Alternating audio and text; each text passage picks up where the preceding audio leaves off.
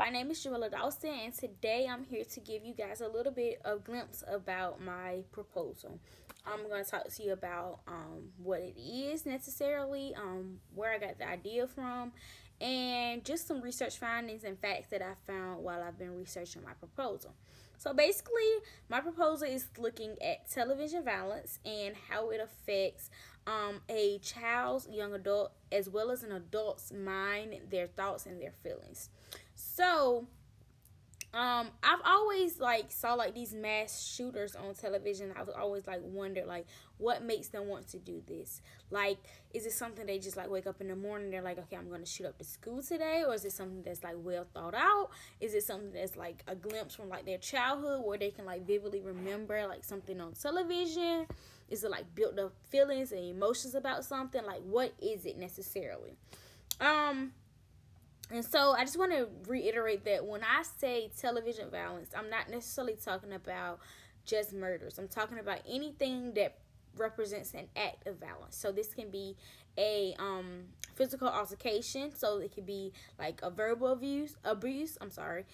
It could be a fight, it could be a stabbing, or it could be a shooting. It doesn't necessarily have to end up being a murder, but anything that represents an act of violence.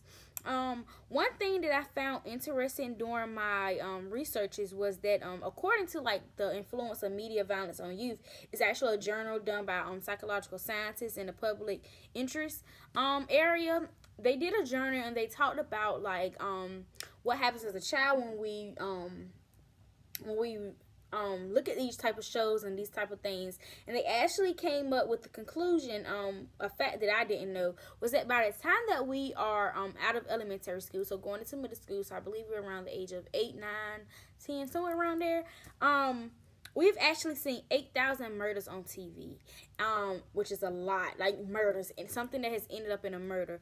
And we've actually seen more than 100,000 acts of violence. So this is the type of the stabbings and the physical altercations, the fights, the verbal abuse, the things that don't necessarily end up into a murder, but it's an act of violence. And one thing that I can vividly remember from my childhood is the you don't necessarily have to watch older adult movies, because I can remember The Lion King.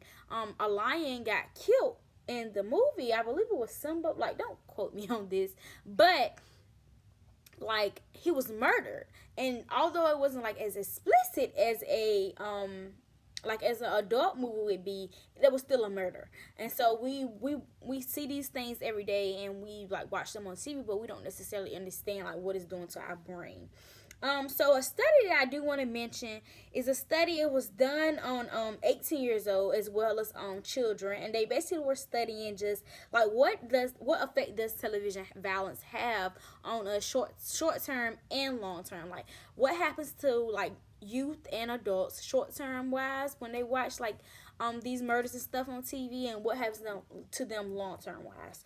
And so the findings, basically they found that the short term effects of violent media, they were greater for adults than they were for children, but the long term effects were greater for children than they were for adults. So basically saying that long term children were getting the underhand as far as developing these thoughts and feelings and things based on the television violence.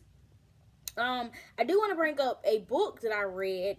The book is called Early Violence Prevention. It's a tools for teachers of young children, and basically in this book they bring up prevention tools that we can use to basically prevent these acts of violence, to basically manipulate our mind.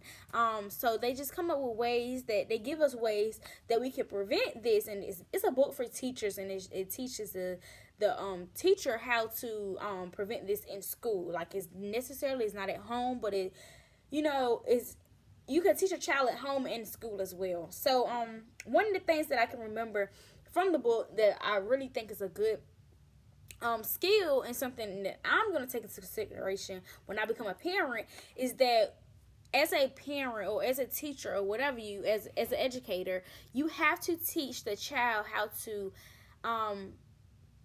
have nonviolent cues. So if a child is getting bullied, don't tell your child to go to school and fight the child. You're gonna tell your child, okay, tell a teacher, like, give them these non-violent ways of acting versus the violent ways of acting. Because if you're going to, like, continuously giving them violent ways of acting, and they're seeing, like, violent ways of acting on television and video games and stuff like that, like, their mind is processing violent acts. Like, this is what their mind is processing. So if we kind of, like, take away the violent acts on television with, like, we take over with them with the non-violent acts that we have in our life, like in our actual life, they will overpower the violent acts that we see on television.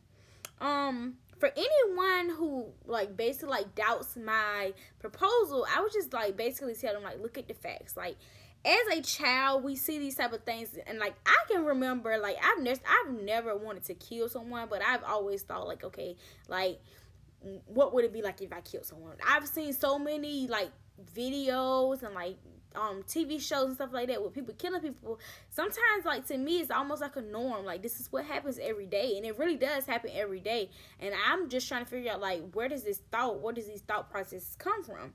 So, in conclusion, after researching everything, I've come to the conclusion that television violence does hold an effect on our minds, and in order for us to, like, shift these thoughts, we're gonna have to make some changes in our home as well as our school lives.